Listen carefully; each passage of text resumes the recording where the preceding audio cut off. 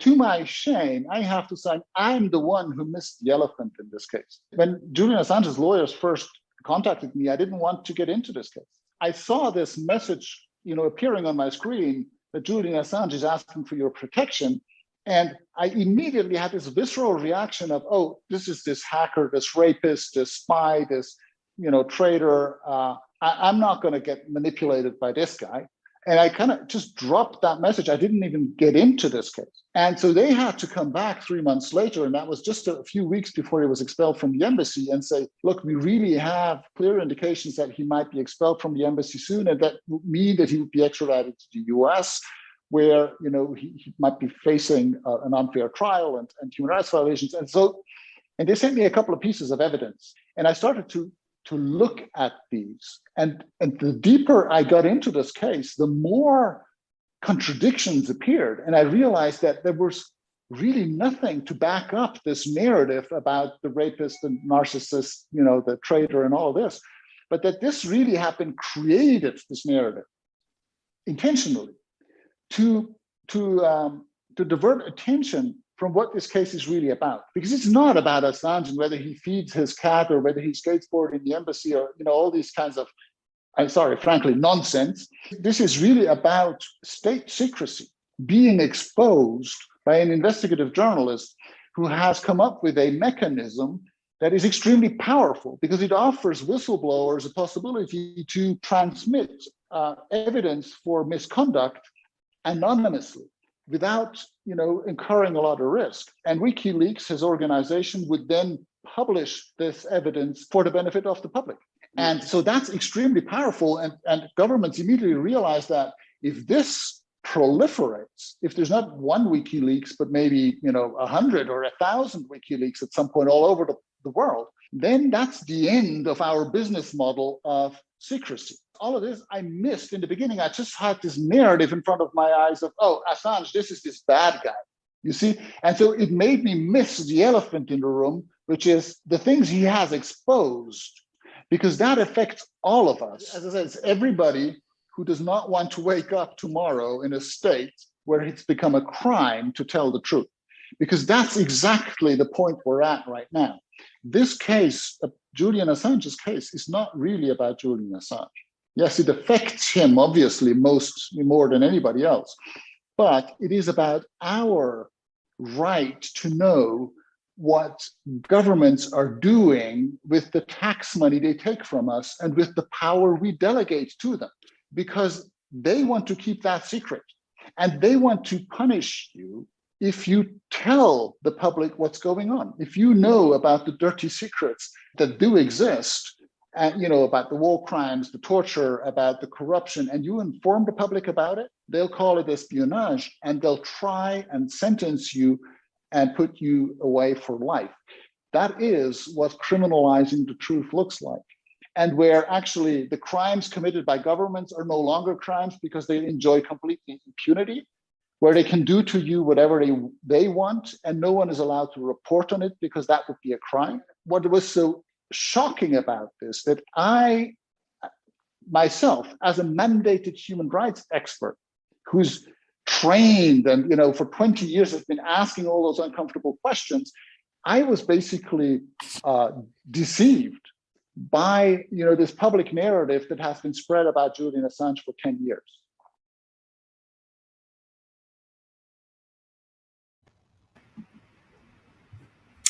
Hi, everyone. My name is Kelley. I'm the editor and co-producer of Assange Countdown to Freedom with Randy Credico. And all the clips you'll see, or most of the clips, are all from his show that he's been doing for years. In fact, some of his first shows, Assange Countdown to Freedom, were with Julian himself.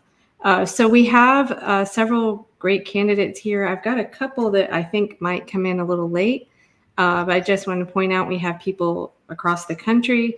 Phil Anderson running for Senate in Wisconsin, Jason Call, Washington's 2nd, and Justin Paglino, Connecticut Senate, right? Yes. And then my co-host here, Matt Ho, who ran for Senate in North Carolina.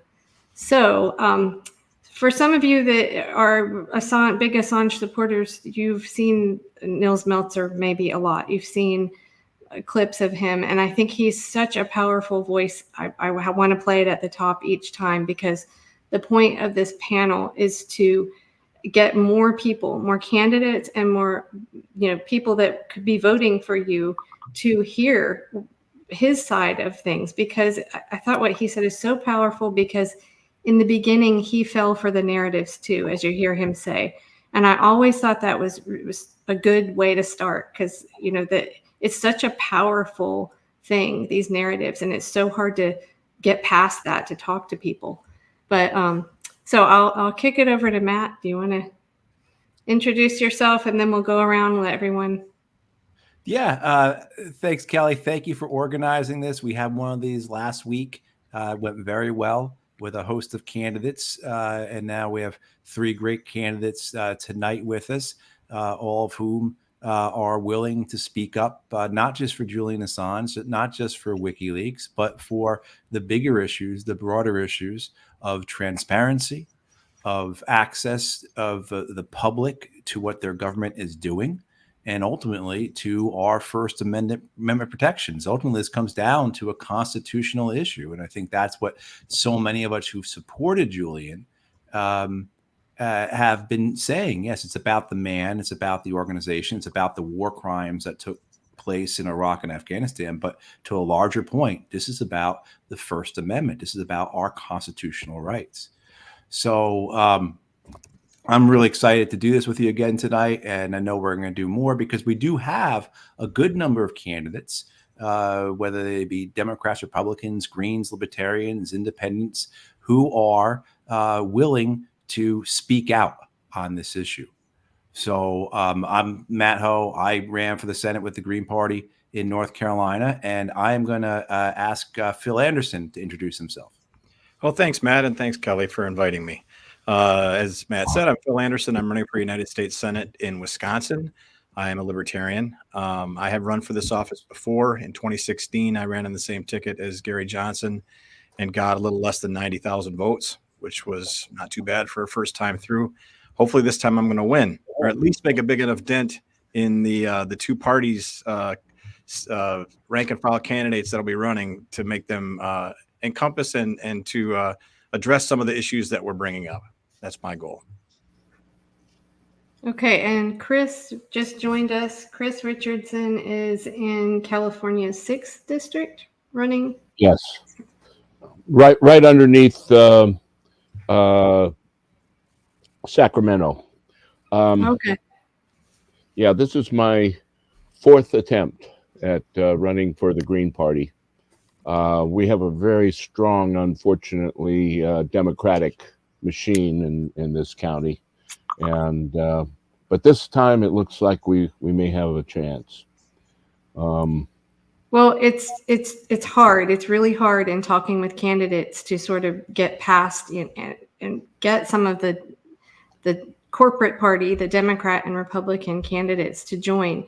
But when I point out this letter from McGovern that was signed by sponsored by McGovern and signed by most of the squad, and then you have the House resolution, these are actually not third-party candidates. These are all Democrats and Republicans that have come on board in support of dropping the charges against Assange. So we did have 1 or 2 of the regular party people last time, and I think hopefully we still have 1 or 2 joining. That is 2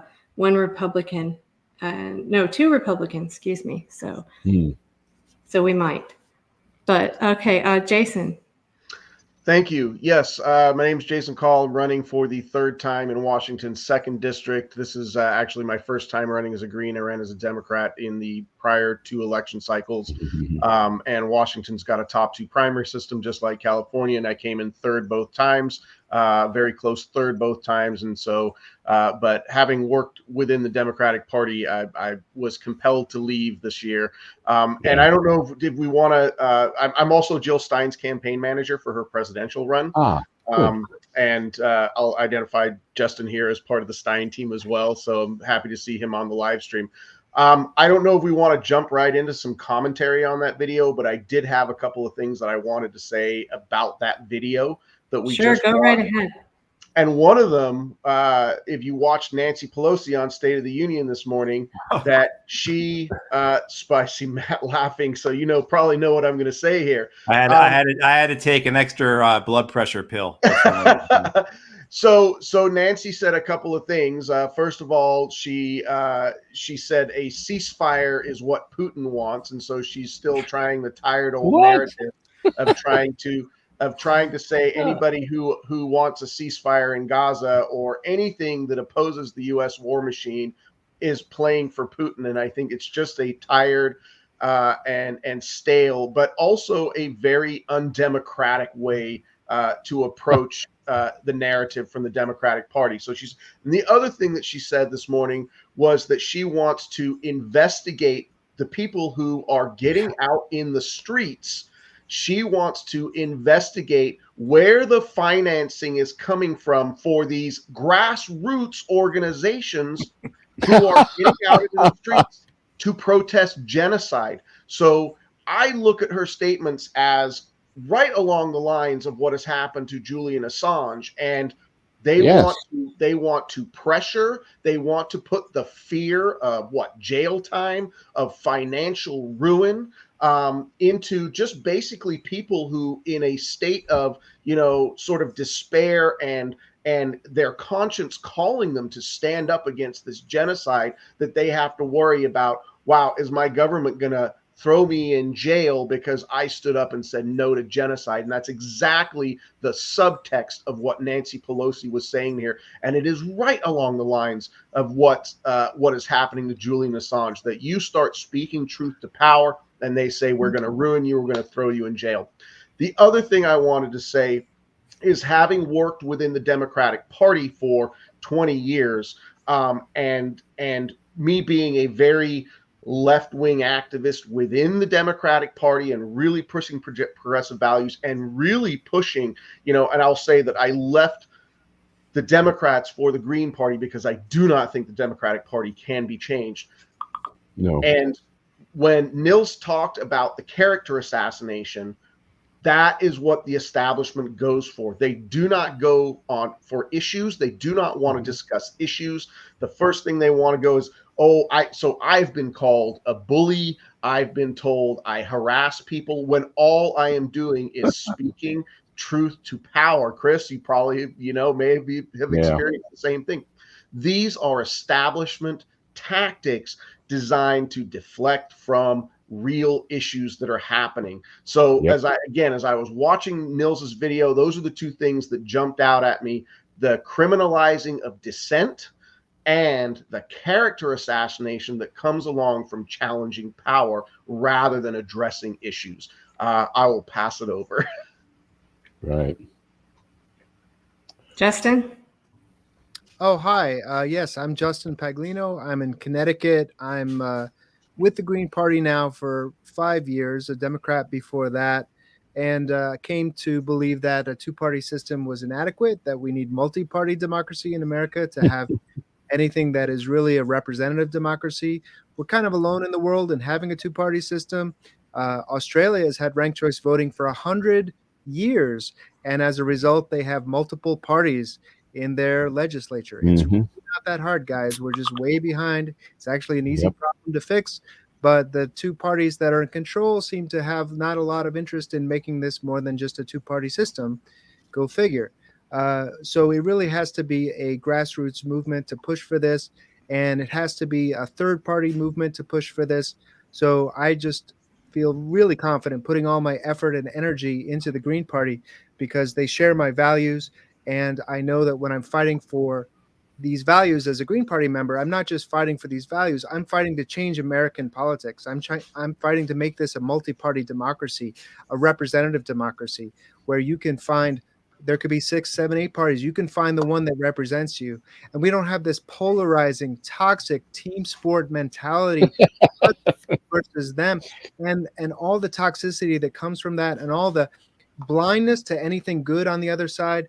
and blindness to anything bad on your own side, because it's a team sport. You know, if my team does it and it's bad, I'm not gonna even mention it. I'm not gonna bring it up. If somebody on another party, the other party does something good, you know, I'm not going to give them any credit for that. I'm going to be blind to that as well. So it really takes us away from talking about issues and makes it into just a vicious team sport, and everything gets simplified into us versus them. And the whole campaign of a party is like, we're better than the other guys. That's the whole campaign, is like, if you don't want the other guys, then you have to vote for us because we're your only other option. And that's just not No. So I'll try not to go on this topic too long because I think about it a lot. But the criminalizing of political speech, the McCarthyism, painting people, it's what Nancy's saying is absurd. It's just absurd. Like how do you think she can get away with this talking point? Anything that somebody says that they don't want people to buy into, oh well, Putin agrees with you. It's like it's Exactly. it's so thin. Yeah, it is really hard. I mean, I'm very much a third party supporter, but like I said at the top, this is a nonpartisan issue, and so I'm fighting really hard. I mean, it's fine. You guys all mentioned how you're running, but I'm fighting really hard to have every candidate that I reach out to understand that this really is not about party. This affects all of us. This is everyone's right to know the truth about what their government is doing. So if my Republicans that haven't joined are listening, hey, we've got the best government money can buy. Right. No, And I really, agree. this I agree. started way before they started persecuting Julian Assange. There's been a war on the truth in this country by the duopoly since the CIA started Operation Mockingbird and planting CIA assets in major media. This is just the latest, maybe most egregious, most obvious example of it. But something that Nil said at the beginning, we mentioned character assassination. Over the last couple of generations, the CIA as an instrument of the United States government and the deep state has just planted this mindset in the American public that there's only two viable parties. And they've made it easy for anything that's uncomfortable for people to contemplate, whether it's a Green Party candidate saying it, a Libertarian saying it, whatever it might be.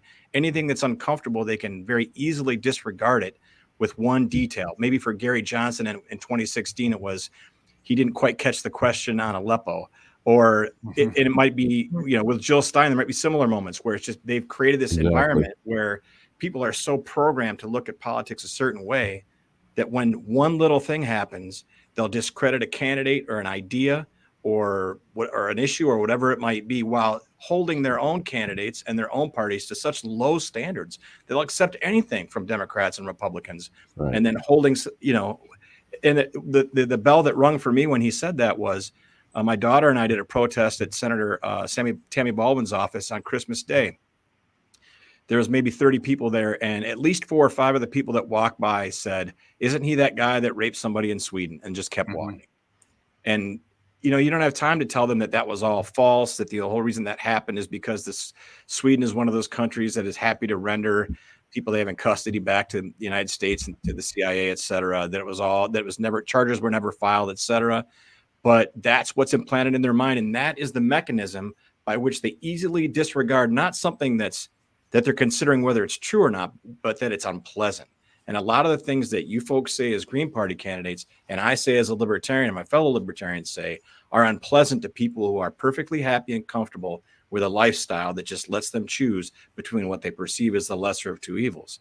That's a huge task for us to all work on together. But I think that's why we're all here. That's, Phil, that's so important that you identify the fact that they will latch on to a thing and they will just hammer that thing and run that thing. And the thing that they've got with Jill is they have a photograph of her sitting at a table at a media conference with Vladimir Putin. Exactly. And I can't post anything about Jill's campaign without we call them blue MAGA at this point, without, these staunch Democrats saying, oh, she's Putin's ally, she's a Russian asset, when literally she was cleared by the Senate Intelligence Committee. They did a full investigation on her. And the Democrats are more than happy to keep running with this false narrative because they know that their adherents are not going to pay attention to facts and details. They're just going to go, oh, Putin, it's either you're in bed with Donald Trump or you're in bed with Vladimir Putin. And they don't need to think about the issues. And it's so interesting because the things that a lot of Democrats think that their party stands for in terms of progressive values, we're on the left wing of things, they think that their party actually stands for and fights for these things, whereas it's actually the Green Party that does stand up and fight for these things, where the Democrats, you will find if you go to the actual voting record, they block all of this stuff. So it's there's a massive amount of cognitive dissonance among rank and file Democrats and Republicans because they both do it. So I'm really glad you brought that up, Phil. Thank you. Sure. And we've got a lot of work to do on this issue. And we have to remember too that not only are we speaking the truth on it, but we have to have a moral message as well, I think, to get through. It can't just be, the perception is wrong and everyone should be, upset because their democracy isn't working because we don't have the truth. But I think it needs to be framed in terms of, what your government is lying to. Your government is stealing from you. Your government isn't functioning because they're not just omitting to tell the truth or failing to tell the truth. Clearly, this issue has been before them for a long time, and they fail to even take up the matter for most Democrats and most Republicans. And so they're intentionally doing it. So we have to point the finger at the one finger, maybe other fingers too, at the establishments of the two major parties and point them out as bad actors, not just matters of omission, and that they're actually wronging the citizens of the United States and anyone who wants to know the truth. And hopefully that'll help break through. Yeah, and it's true. I have said over and over again, it is literally undemocratic for them to be lying to the American public. That's anti-democracy. If you want to have a functioning democracy, your leaders have to be telling you the truth. Yeah, I like to put it in terms of an abusive relationship, and you have to be very careful with that language, obviously. But when somebody, in this case, our government, represented by two major parties, lies to you, steals from you, commits violence against you, and then gaslights you into believing it's all okay, what does that sound like? And that's strong language, obviously. And I wouldn't. That you're the problem if you complain about it. Yeah. Let's hear from Justin, and then I see Diane's joined us. So Diane, can you introduce yourself after Justin's got his comment in? Yeah, and I wanted to follow up with a thought about what Kelley said. Is that we are third party folks, and we tend to think in partisan ways, and we have a lot of critiques about the major parties. But if somebody agrees with me on this issue, like Julian Assange, great. The more people that agree, the more people in Congress that agree, the more the president agrees, the better. And I'm not gonna write off a person whole cloth because of one issue or another issue. I mean, in Congress, you're supposed to vote on issues one at a time. So if there's I noticed that there's a bill in Congress with 9 co-sponsors, HRES 934, expressing the sense that under the, that regular journalistic activities are protected under the First Amendment. There it is. And that the United States ought to drop all charges and attempts to extradite Julian Assange. So if you look at that bill, it only has 9 co-sponsors. I think Ilhan Omar is there from the Democrats. James McGovern is there from the Democrats. That's all I see. And I guess my point about a two-party system is, well, if you really care about this issue about Julian Assange and you go to your ballot and there's only 2 names on there and neither one of them are with you on this issue, you can't even make your voice heard about it. In a two-party system, you are constantly compromising your values when you vote. So even if the majority of people feel like they want to free Julian Assange, if that option isn't on the ballot and you don't feel comfortable voting for that option, if you feel like it's throwing away your vote or helping the greater evil when you vote for that, then that's a major way that the powers that be kind of keep democracy and the will of the people from getting expressed in government. So. Right. I mean, you have a two-party system, depends upon us versus them, very binary. And in order to have that be successful, you have to control information, because if people find out that it really isn't just a binary us versus them world, and that we're really no different than they are and they're no different than we are, and our good guys are just as corrupt as their supposed bad guys, which is what the truth telling of WikiLeaks and Julian Assange accomplishes through its transparency, that's a real threat to that two-party system. So exactly. But Diane, welcome. And do you want to introduce yourself and maybe some brief commentary on why you support Julian Assange? Sure. Can I be heard okay? I'm just going to leave my video off because I'm at an event. I just finished speaking at an event in the Bronx with the Bangladesh we can Bronx hear you Society. Fine. Good. Fine. Yeah. Well, I'm a candidate for U.S. Senate. I'm an independent. I probably will end up calling my line, because in the state of New York, you can't be an independent. You have to declare yourself. You have to make up a title. When I ran against Schumer, I said LaRouche Party, because I worked with LaRouche for 35 years, who was a target of this exact operation. And I think, look, we just had a huge breakthrough, which is that the South African case at the International Court of Justice on Israel committing genocide in Gaza was successful. Basically, everything except a ceasefire, which some legal people say they couldn't actually ask for because Hamas is not a state, but everything is clear. Israel has to stop committing genocide. Now, in spite of that ruling, we see in the United States, any organization calling for a ceasefire is labeled as pro-genocide against Jews, pro-terrorist. They are shutting down people at campuses, and people are getting fired. And you saw that they were sprayed with probably skunk spray, a military chemical used by the IDF, the Jewish Voice for Peace and the Students for Justice in Palestine. This is unbelievable, but it is absolutely typical of a nation which would seek to give a journalist, Julian Assange, a 175-year jail sentence under the Espionage Act, which is the most bizarre thing. And by the way, I should say the origin of the Espionage Act was to prevent anyone from saying anything bad about the British or the U.S. at the time of World War I. But it was to cement our relationship with the British. And this is particularly perverse because if you read the accounts of various historians and others and prisoners of war who were treated absolutely hideously and horribly by the British, all of that history got erased with that Espionage Act.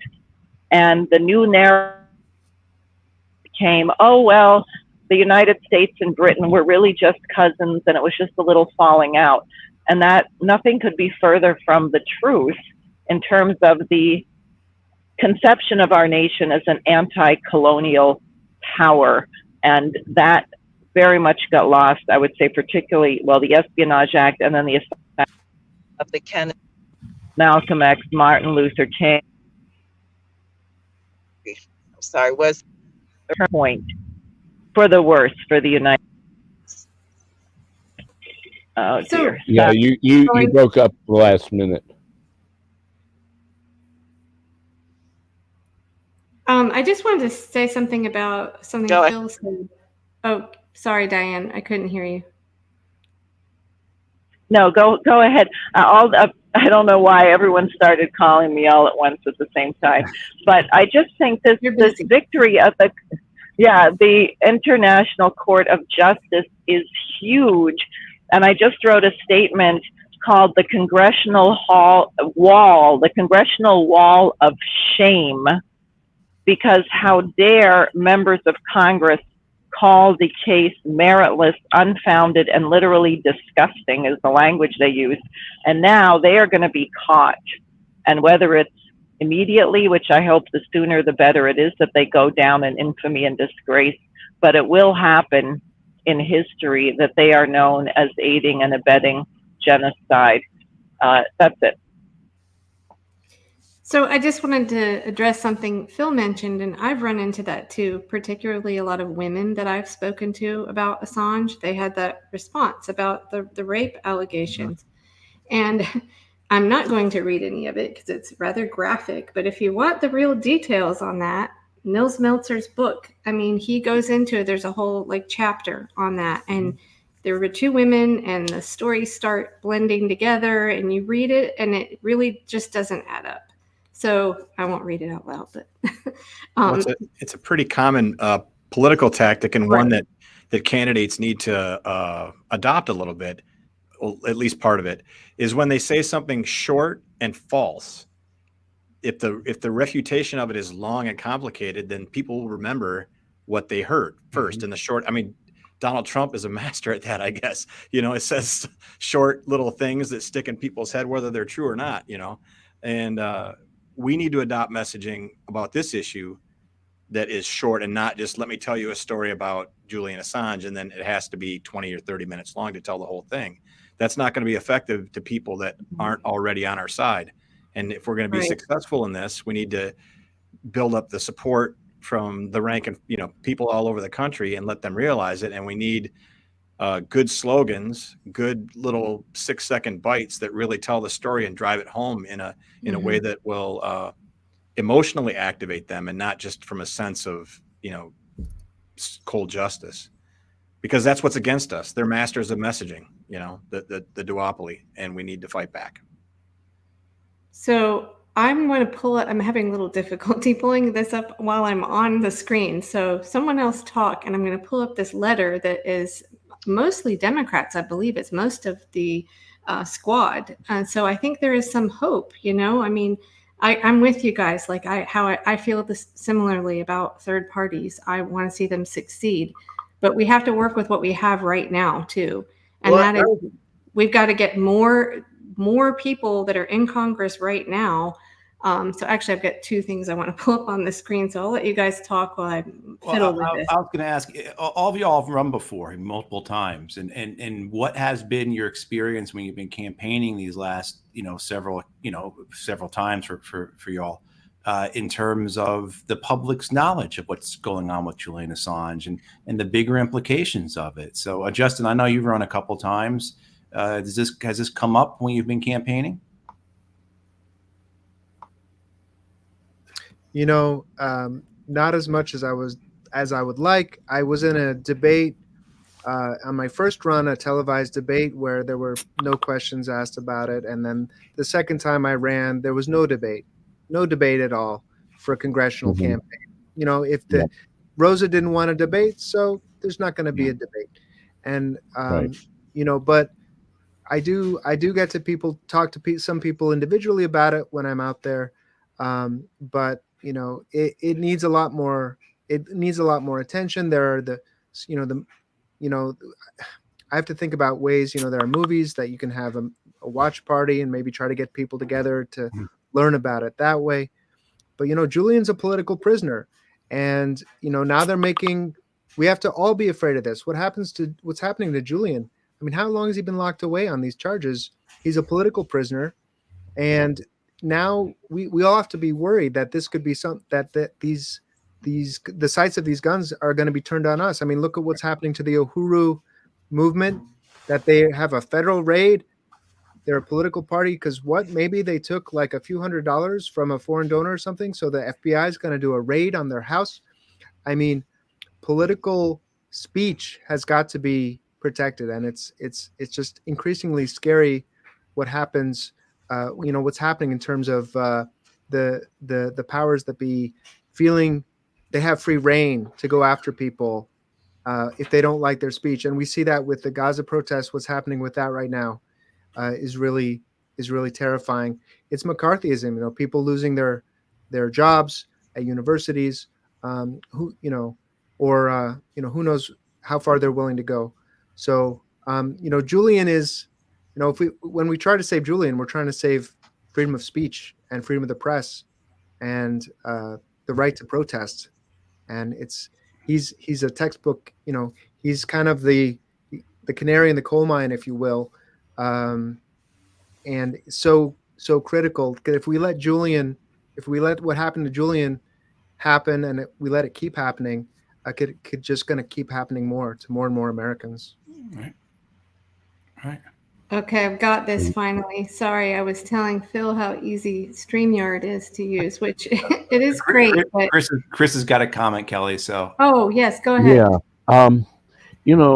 In Cuba, they have like 13 parties, and it's actually against the law to donate to a political party in Cuba. and we had ranked choice voting go through our assembly and our Congress here in California, and it was vetoed by both Newsom and Brown at the governorship. Yeah, doesn't surprise me. No, they protect their political turf very well. Yeah, and they created an open primary system with only two people getting to two move people. On. A or B, which one you want? It's laughable. It's no better. Okay, I'll show this now. I think we talked about this the first time, but yes, you've got that HRes 934, which is, I think I have them memorized now. It's Rep. Gosar, who's Republican.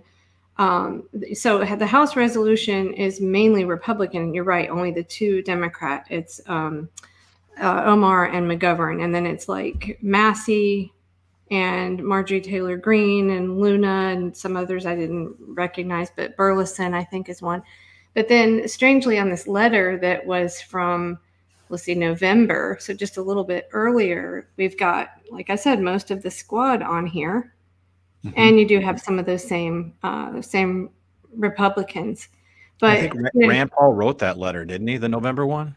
I thought McGovern wrote it, but I may be wrong. You may be right. Right on the second page. I think it was McGovern Paul, wasn't it? Maybe so. So. Yeah.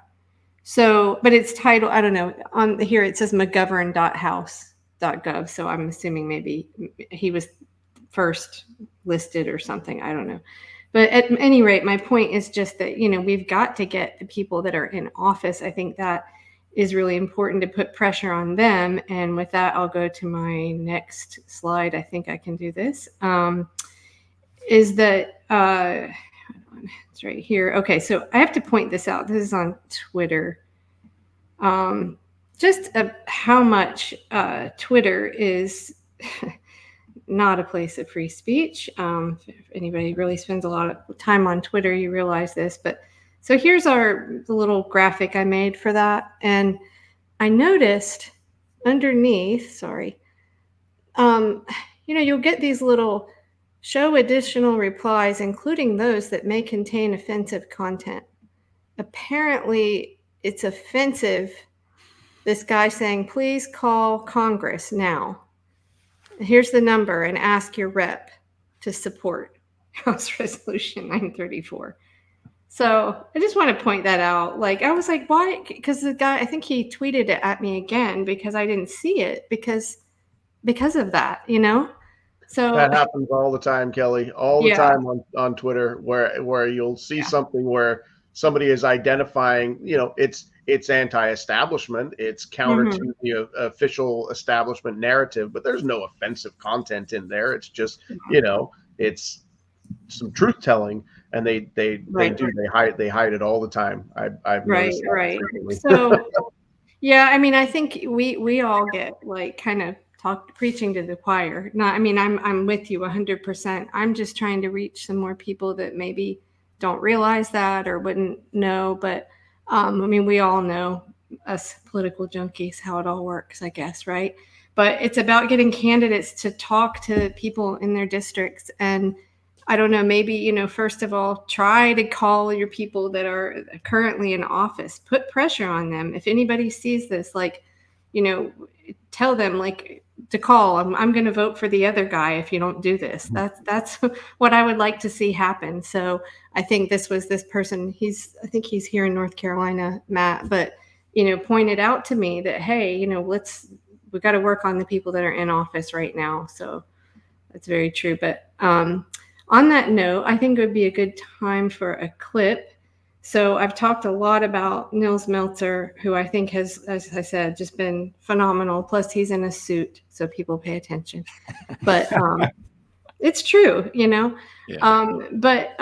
And he's worked at the UN. But I think the other person that really, she's been a regular guest on Randy's show, Stefania Morizzi.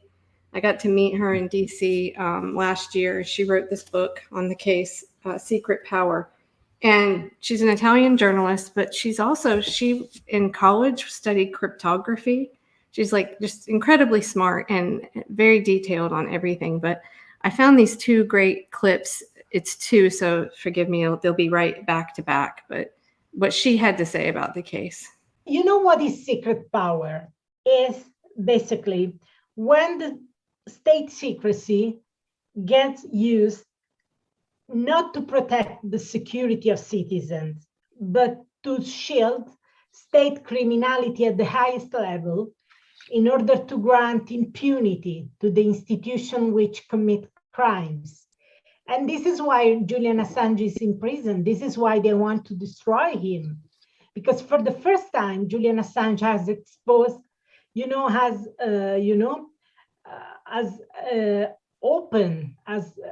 ripped a big hole in this secret power. And Right. he has allowed to millions, billions of people to look at these dirty secrets of the secret power, That's why they want to destroy him. They absolutely want to destroy. They want a bad hand.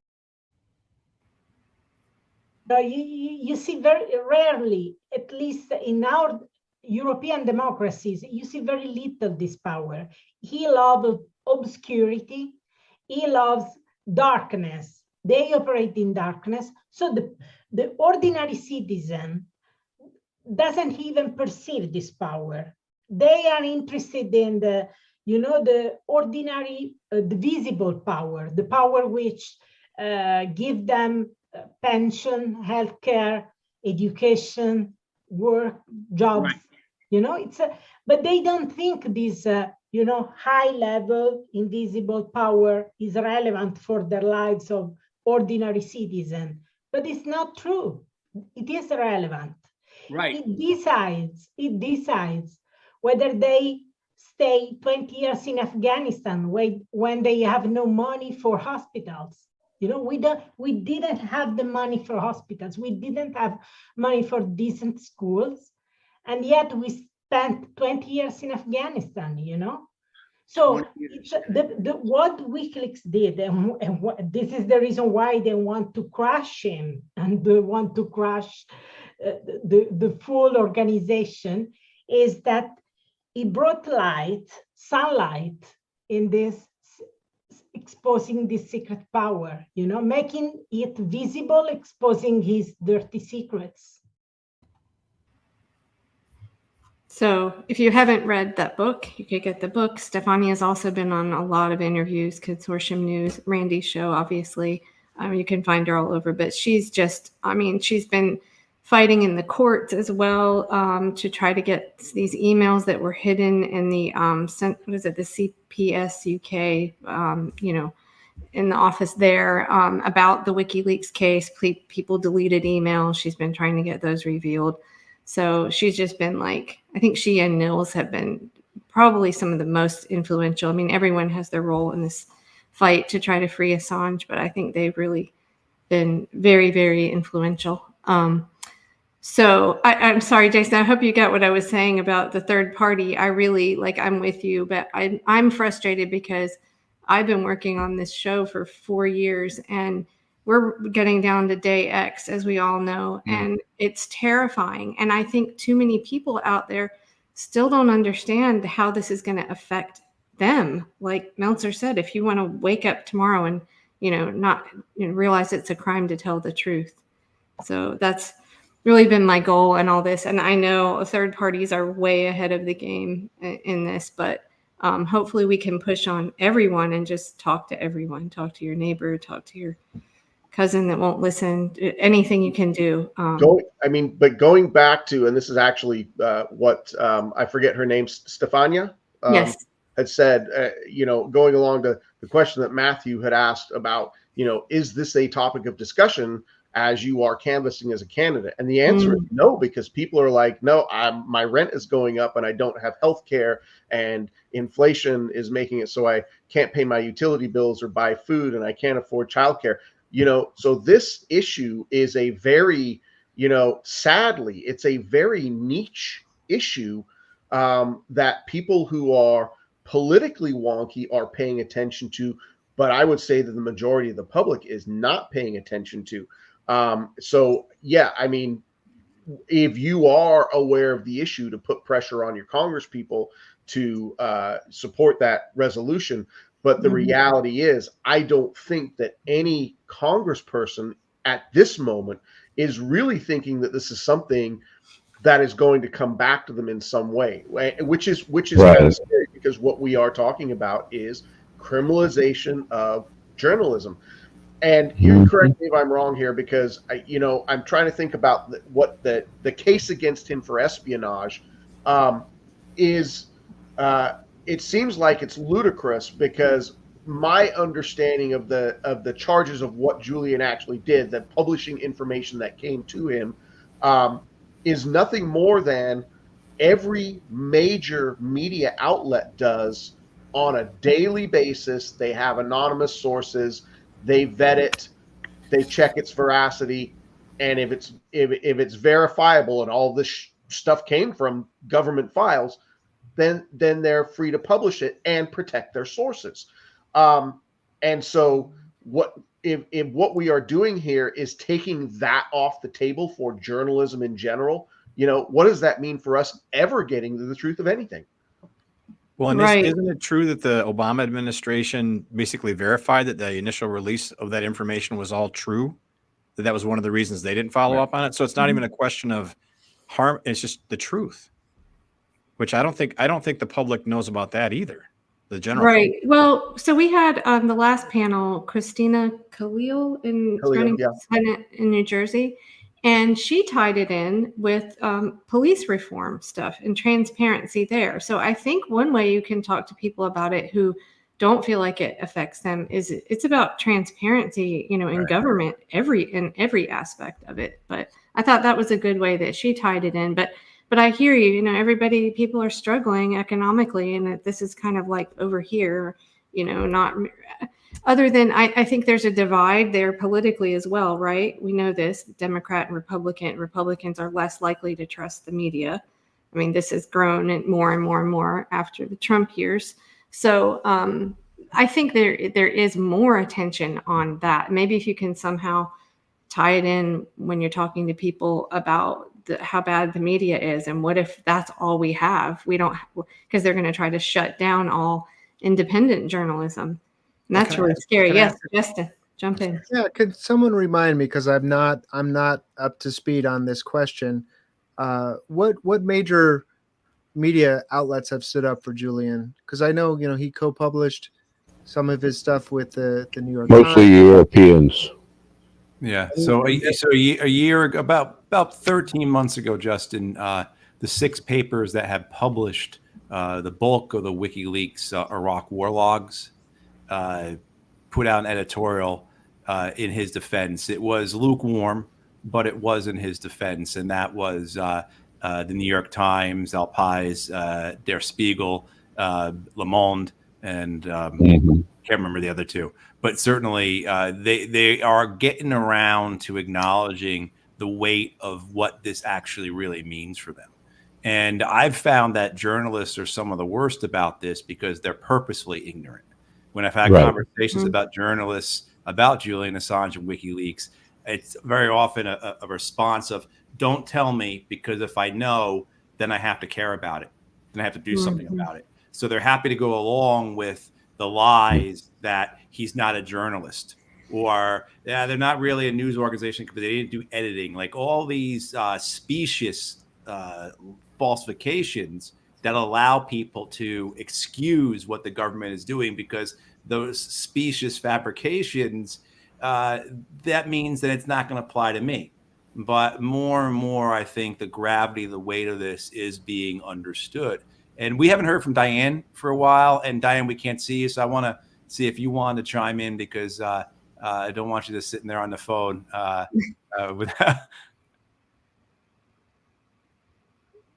Maybe she took a call. Oh, no, it's okay. There's too much going on right now. So I'm sorry. I'm listening as much as I can, and I'll chime back in when I can.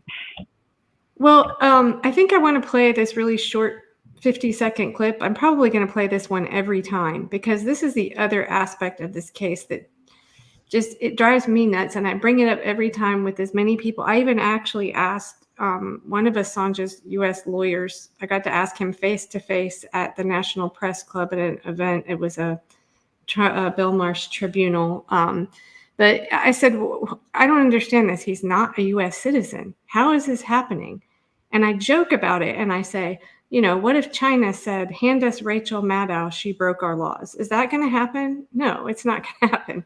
So it's the Espionage Act, like reaching out, like we can just punish any person. He wasn't in the U.S. This didn't happen in the U.S. The charges, the conspiracy to commit hacking, Manning had access to that already. So there was some question about, did he try to give advice of how to cover up her tracks? But there's no evidence that he hacked into anything. So anyway, this is this clip. This is Ben Weisner from ACLU. I think he's the technology, I forget his title exactly, but Ben Weisner talking about the Espionage Act with this case. If they actually extradite the guy, we're going to be setting a really dangerous global precedent, right? Because what do newspapers in the West do? Well, we try to figure out the secrets of other countries, like China, like Iran, like Russia, and publish them in the New York Times or in the Guardian and the Washington Post. So if Julian Assange can be extradited to the United States because as an Australian publisher, he didn't respect the US secrecy laws, why shouldn't a New York Times reporter be extradited to Beijing because as a US citizen, he didn't respect China's secrecy laws, right? This is a really, really serious game that's being played here, and a really dangerous precedent that could be set if we say that a non-American journalist not working in the United States is somehow bound by American secrecy laws. Oh, and I'm sorry, I didn't finish my thought there on asking Assange's lawyer, Barry Pollock is his name. I just kept pushing. I said, well, I don't understand this. Like, if he's not a U.S. citizen. And he just finally said, it's never been tested. So I was like, wow, okay, so we're testing it on him. And I have a couple other clips. I don't know, maybe it's too much to get into on this panel, but I will play them at some point. It's attorney Bruce Afrin, who I believe maybe you guys know who he is. I think he's done work with Nader, Green Party. And Joe Lauria of Consortium News. If no one has anything else to say, I'll play them. But they're talking specifically about that with the Espionage Act. And Bruce Afrin suggested that Assange's lawyers in the U.S. just go file for dismissal on the grounds of jurisdiction. So if you want to hear him, I'll play him. Or if anybody else wants to play it, please play it. Yeah, please do. Okay, so there are a couple here. I think we're totaling like 5 minutes, like 2 minutes, 20 seconds. Okay, so the first one, jurisdiction. Okay. When it was written in 1917, the Espionage Act covered any activity in the United States, any territory of the U.S. or on the high seas. And there was this incident in Warsaw in 1958 or 59 when an American diplomat was found in bed with another woman by Polish security services. They showed him the photographs and they blackmailed him to get documents out of the embassy. When he left U.S. territory to go onto Polish territory to give those documents over, he could not be charged under the Espionage Act. That incensed one member of Congress who got that part of the law dropped. But as Bruce points out, they never replaced it with anything. So it's not exactly clear what the jurisdictional issue is. And Bruce, in the piece, goes through some text and case law to show about how jurisdiction works in the U.S., including Supreme Court decisions. Bruce, can you talk a little bit about the jurisdictional issue for Assange and why you think that the U.S. under the Espionage Act does not have jurisdiction over Julian Assange? What the Supreme Court has said very clearly is that a statute must clearly and expressly give the U.S. extraterritorial jurisdiction in order to prosecute. And those words were chosen by the court really for due process reasons. Assange, sitting in London or in Reykjavik, believes he's not within the scope of U.S. law. Yet the U.S., using a vague statute, now attempts to haul him into the U.S., and he's sitting in jail in Britain for 2 years now during an extradition proceeding for that very reason. 4 years. Well, yeah. And so what the court has said is you can't do this. Congress can't reach out across the seas unless Congress specifically says so. And the Espionage Act has absolutely no language that would allow that inference. It says U.S. facilities and U.S. bases can be the subject of a prosecution if someone takes records or documents from them. There's not the slightest hint that sitting in London or sitting in Reykjavik or anywhere else, and you get an email from Chelsea Manning with documents, that will lead you into prosecution in the U.S. Okay, here's the next one. I would start out with jurisdiction. I would move to dismiss this on the grounds there is no extraterritorial reach, and therefore Assange should not even be brought to the U.S. And he's not really a fugitive in any real sense. He was never here. He's not a U.S. citizen. The offenses were not committed here. So I think Assange has the right to go to court now, even while in London, and move to dismiss. I'd start with the jurisdiction. Right. Then I would move to the vagueness of the statute, because that is a clear due process violation. It's never been tested in any court decision, either the First Amendment end of it or the due process end. Bruce mentioned the issue of the fugitive, and I want to just give it more explanation what that means. To try to go to court now in Virginia while Julian is still in Belmarsh and his extradition case is still up for determination, maybe by the High Court, it would mean bringing this motion now while he's still in Britain. But the U.S. could argue, or the U.S. prosecutors could argue, that Assange is a fugitive, and therefore it doesn't apply. A doctrine called fugitive disentitlement. And Bruce, you don't agree with that. Tell me more about why that wouldn't apply here, in your opinion. Why he'd be able to do it now, to go now to the court to try to throw this case out, and not wait for him to be extradited here.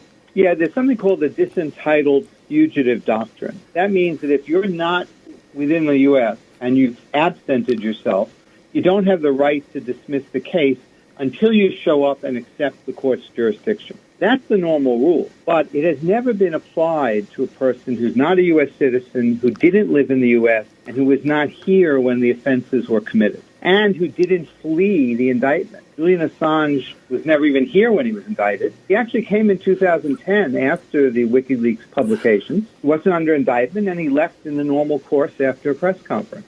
So he never fled the U.S. He's not a traditional fugitive. And the cases all speak of people who deliberately leave the country to avoid an indictment. Assange never did that. Julian Assange is not a fugitive in that sense. So in my view, and it's something that's sort of new because it doesn't happen very often in law, in my view, he can go to court right now, staying in England, and have lawyers in Alexandria in federal court make these motions. So I think that he should be making these motions now. I think he has the right to. I don't think he's a fugitive as the law understands. Okay, one more, 43 seconds. There's something called the Foreign Corrupt Practices Act, which you may have heard of, and that regulates bribery in foreign countries. And what the U.S. says in that law is that if the money for the foreign bribe goes through a U.S. bank, or if the company that pays the bribe has stock trading in the U.S., then that person giving the bribe or the company can be prosecuted here. In other words, we create this geographic specific connection to the U.S. in the law to gain extraterritorial power. None of that exists in the Espionage Act. There's really no legal basis for the U.S. to prosecute Assange. And this entire extradition proceeding is really based on the absence of jurisdiction. Anyone want to jump in? Wow, that's news for me anyway. Another angle that this is so corrupt and criminal, what we're doing to this poor man and to our own right to know the truth. Absolutely. Could I say something? Yeah, absolutely. Sorry. Just, one of the things we're really dealing with is the question of how do you shift the power, because what you have is a situation where they know there is no crime, but they don't care, and they feel that they can continue to get away with this. And this is, by the way, Leo Strauss, if people know of Leo Strauss, Chicago University, the ignoble liar, or the idea of how you instill terror and run a dictatorship is not merely what everyone repeats from Goebbels about telling a lie over and over, or whatever all the various things are about how you can make people believe a lie. But the way you get a dictatorship is that you do things that are completely unconscionable or blatantly false or illegal right in broad daylight, and demonstrate that the victim of this crime is unable to do anything to prevent it, so that people get a feeling of powerlessness and despair. And that is how you consolidate your grip on things.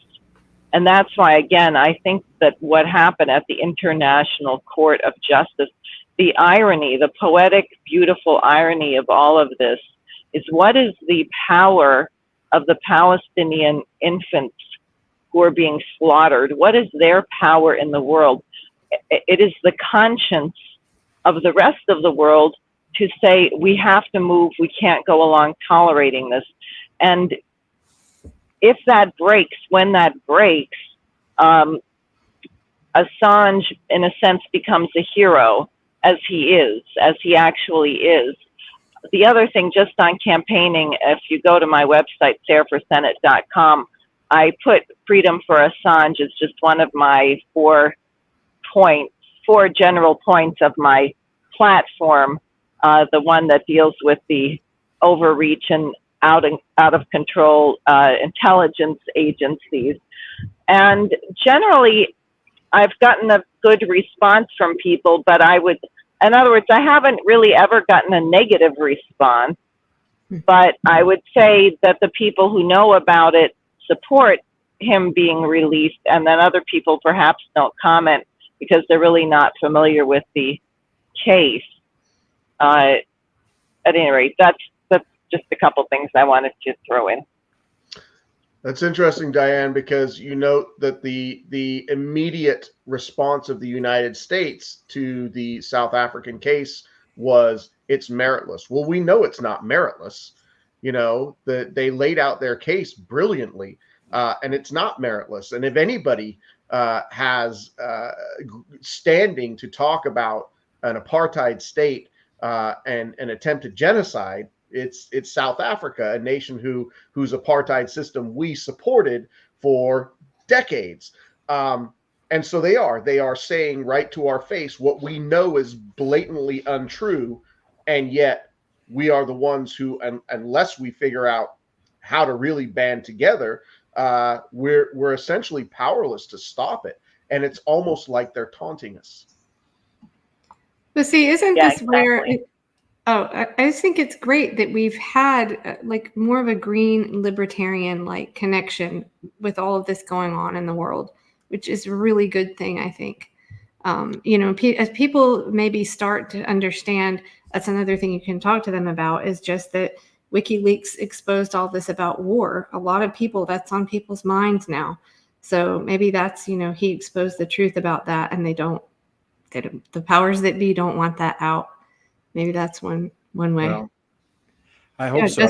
One of the challenges that we have too, and I'd be interested to hear from the other candidates here, is getting on the debate stage, because that's the sort of thing that legitimizes issues in front of the public. And Wisconsin is much like the federal system in that there's a private organization that runs the television debates and basically creates criteria to exclude third-party and independent candidates. I don't know about the rest of you, but that really creates a challenge for putting this issue in people's heads as something they should care about, because not only do they think that our candidacies and campaigns are less than legitimate or viable, but then the issue itself. Remember during the 2016 debates, where was Jill Stein?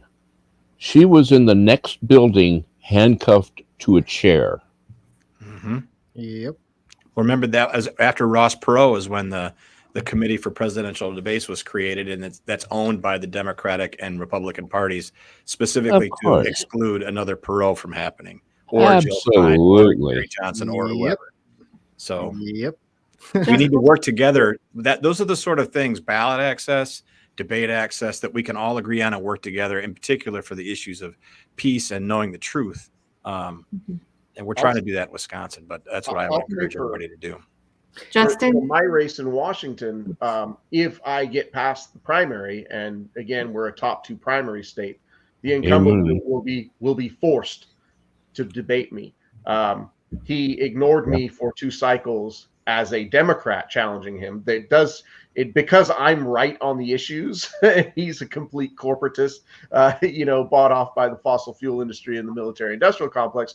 It does no good for him to recognize that I'm even running, and nobody is telling him to debate. So the key for me is getting past the primary. Once I'm past the primary, he will be compelled. He would not be able to walk away from it at that point. So I'm really looking forward to that. We're seeing 2 presidential candidates now that are refusing to debate. I wouldn't underestimate the possibility of your guy just declining to attend because he'd have to answer to you. So he could. Right. He definitely could do that. It certainly would not be advantageous to him to debate me, but it would also be not advantageous to him to decline it because he's going to get a lot of heat for it. We'll see what happens there. But I did want to note that the people who signed that letter in support, the representatives who signed that letter, they are all, like, I looked at the names, like Gosar, like, in my opinion, he's a bit of a loon. He's very much on the Trumpy fringes of the Republican Party. And so were the other names that I saw. I think I saw Clay. Is his last name Higgins? Higgins. I think Massey though. I think Massey's not a loon. Don't call Massey. Massey's more. That has been my opinion of some of the things that Gosar has said and done in the past. But just my point is to note, because some people on the Republican side of things would say the same about the squad. All of the signers of that letter were on the left fringes of the Democratic Party or the far right fringes of the Republican Party. And that says a lot about the political establishment of both parties.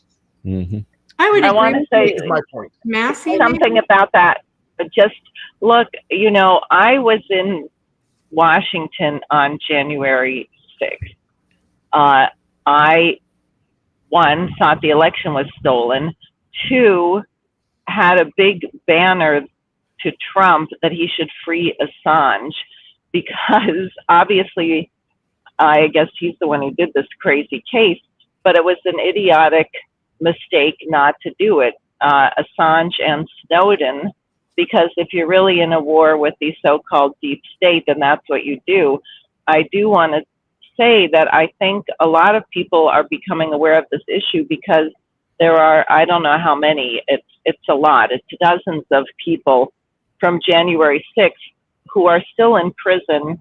Some haven't been charged with anything, and many have been put in solitary confinement.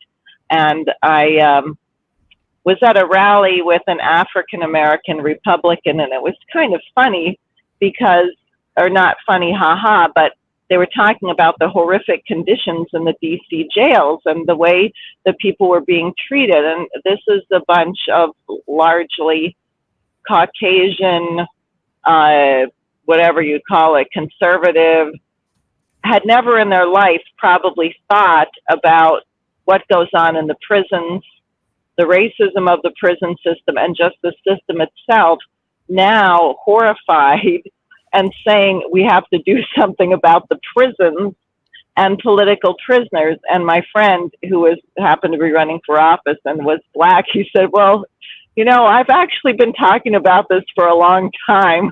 But it does, whatever you think about the merits of that. It is the idea that people are just being held, being detained, not being told what the charges are, not getting access to a lawyer. We have this all over the United States, and part of the division and everybody reacting to whatever else they disagree with is it keeps everyone from getting together on principle, whether it's the electoral process, the exclusion from the ballot,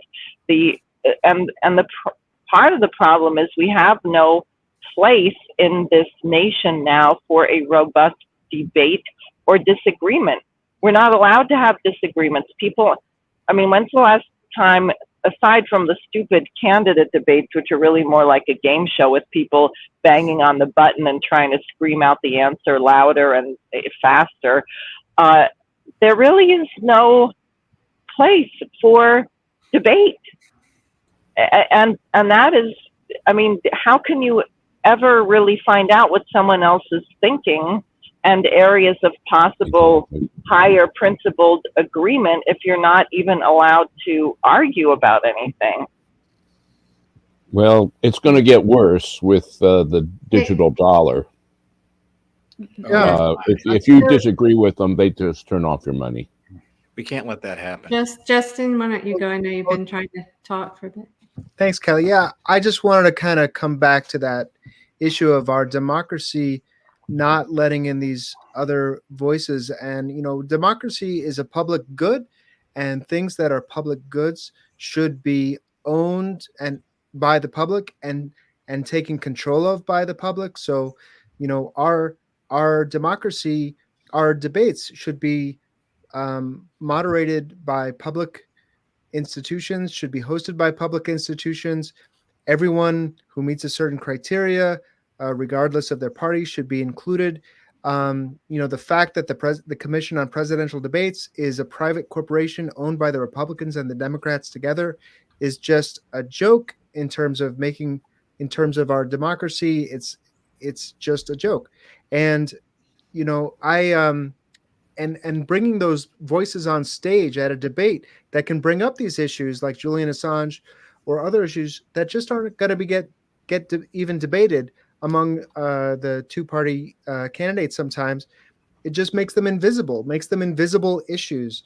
Like I'm an MD. I ran on Medicare for All in my 2 congressional runs because I know that single-payer healthcare would cover everyone, save thousands of lives, save hundreds of billions of dollars, would be much cheaper when it's a system not run for profit.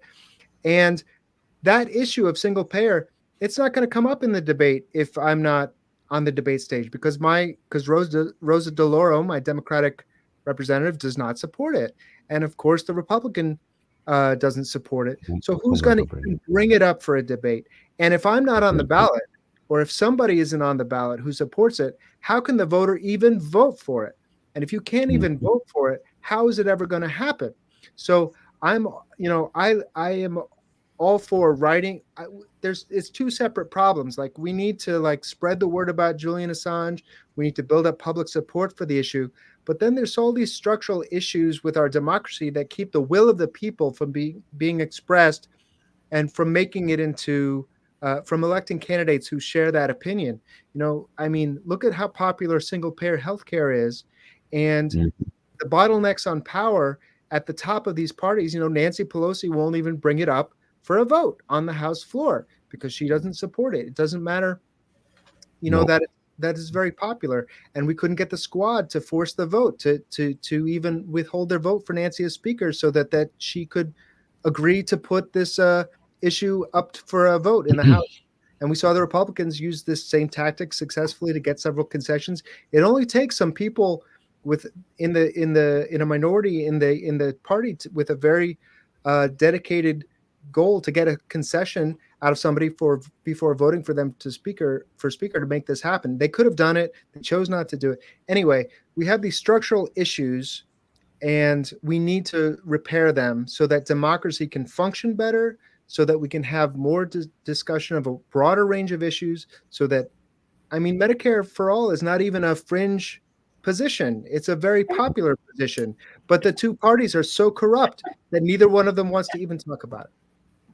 I'm really glad you said that because I've been wondering why you never hear about a national single-payer Medicare for all anymore. It's like it completely disappeared, and it's for the reasons that you're saying. And it's not that no one's thinking about it. Particularly young people are very interested in making sure they have health care. It's the insurance lobby, though, right? The insurance lobby is the reason we don't. The two big parties don't talk about it, because single-payer healthcare would cut out the insurance lobby from being, or the insurance companies from being necessary in the process. Yeah, You know, I think we're getting into another topic. Yeah, we are. We've had you guys here for, which we'd all be happy to talk about. We've had you guys here for an hour and 15 minutes already. So I love it. I could go another hour, but I do want us to stay on topic, and so maybe we could have another. I think Matt, we talked about. Could I say something really quick? Yeah, go ahead, yes. In 2018, we. Why don't we go around and everybody give a final comment, Okay. where people can follow you out, how people can support That's a good you, and your last couple of comments on Julian Assange. Okay, Chris, why don't you go first? Okay. In 2018, when I ran, I contacted the League of Women Voters, and we got all of the candidates agreed to participate in the debate, except for the incumbent. The incumbent was busy back in Washington trying to impeach Trump. And that really didn't go well either. And it was a great debate. There were 5 of us on the table, and it was wonderful, but none of us made it. Yeah, I mean, one of the Republican made it to oppose Ami Bera, but that was it. And, so do you want to tell everyone where they can find your campaign information, Chris? Certainly. rcr4congress.us. Okay, very good. Thank you. Yes. Okay. And let's see, we'll go to Phil. Oh, goody. Thanks for having us on. Obviously, I think all of us have a lot more we could say on this issue. But for me, I'd like to drill it down to this. And this sort of addresses Justin's comments he just made too. None of this can be fixed. The people aren't going to be aware.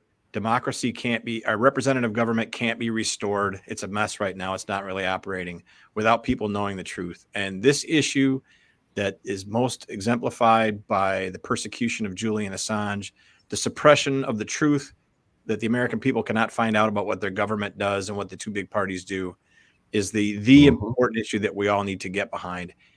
I've often made this point on the campaign trail, and you can follow my campaign at andersonforussenate.com. That's andersonforussenate.com. That we won't even have a chance to argue about the peace dividend.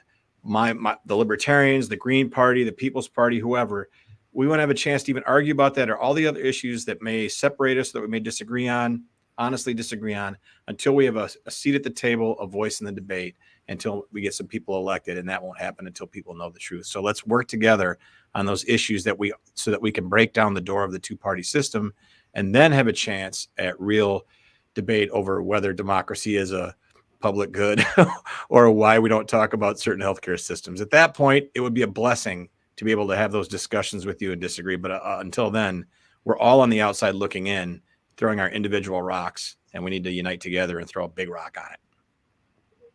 Absolutely. Okay, Jason.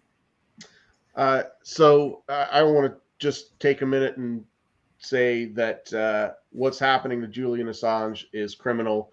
If he is extradited and essentially sentenced to death, it will be just another in a long list of criminal acts by our government assaulting democracy in our own country. So I'm firmly in support of Julian Assange. I wanted to say also, as Jill Stein's campaign director, that Jill is going to be, and Jill and I are going to be making a video for the Julian Assange, it's the Assange defense, that will be, I believe, played during the countdown period, the 24 hours before the decision on his extradition. And you can find me at callforcongress.com. I've got it listed there in my title. And all of my social media is at Call for Congress, except my TikTok, which is at Call for Congress _WA02.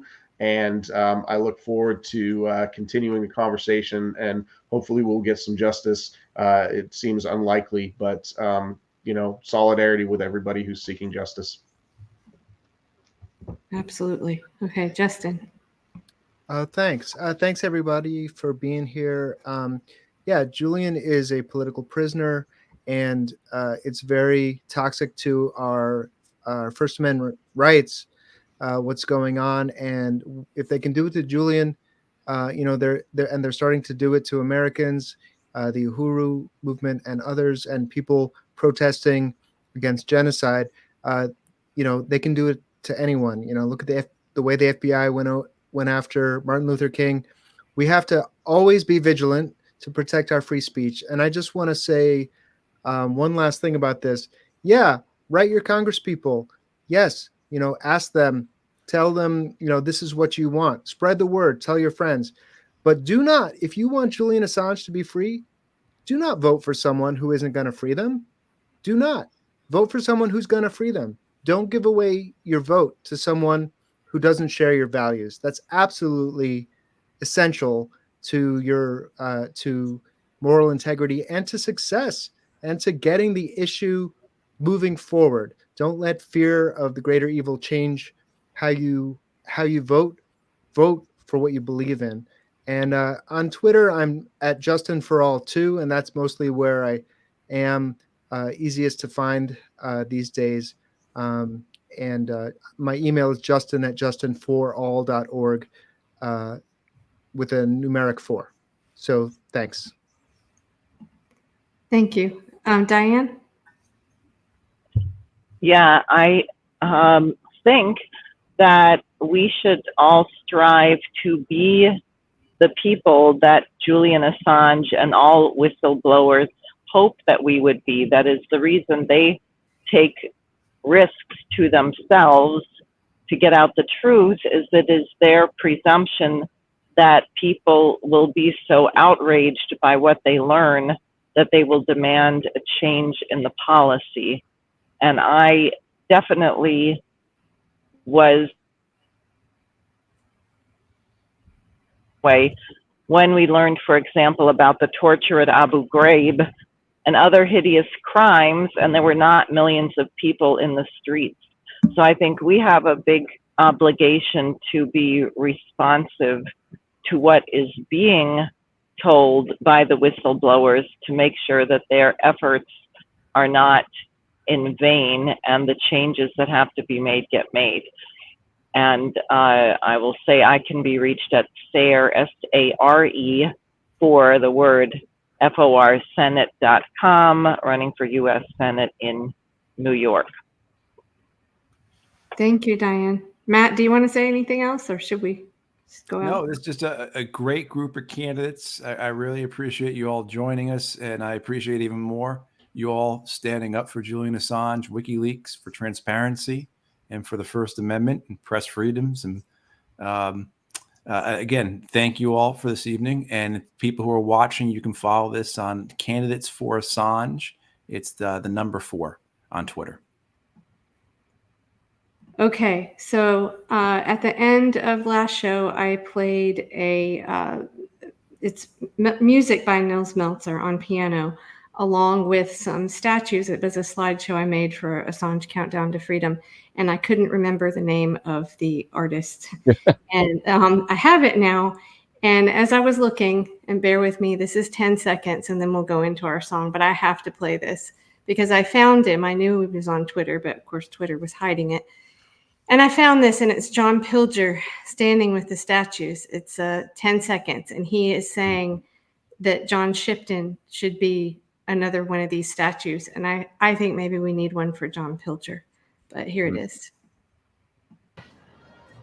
I would suggest almost a 4th member of David's wonderful sculpture.